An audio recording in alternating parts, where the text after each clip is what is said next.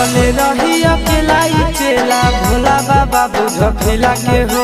कबले रही अकेला चेला भोला बाबा बुझ फिला के हो। देवा घर एलिया जम्मू जिला से हो, छोड़ी ढीला लगाई दे मोर ढीला से हो। बाबा एलिया नवादा जिला से हो, छोड़ी ढीला लगाई दे मोर ढीला से हो। कबले रही अकेला चेला भोला बाबा बुझ फिला के हो। कबले रही अकेला चेला भोला बाबा बुझ फिला के हो। देवा घर एलिया जम्मू जिला से हो, छोड़ी ढीला लगाई दे मोर ढीला से हो। देवा घर एलिया बांका जिला से हो, छोड़ी ढीला लगाई दे मोर ढीला से हो।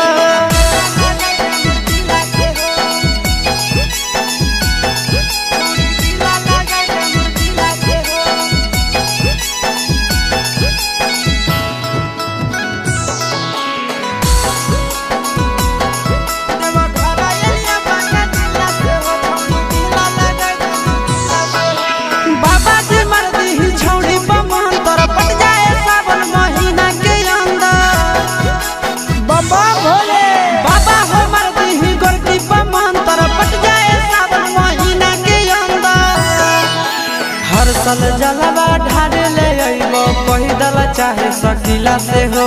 हर साल जलवा ढार ले अइबो पैदल चाहे सकीला से हो। देवा घर एलिया जम्मू जिला से हो, छोड़ी ढीला लगाई दे मोर ढीला से हो। देवा घर एलिया गया जिला से हो, छोड़ी ढीला लगाई दे मोर ढीला से हो।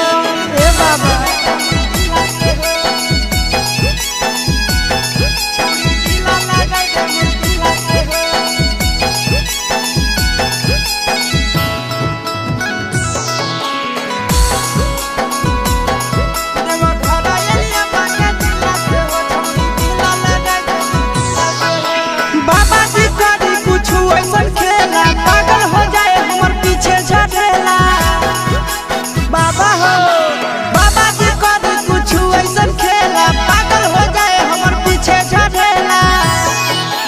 आशीष यादव चिंटू राजा जिए बड़ा मुश्किला से हो।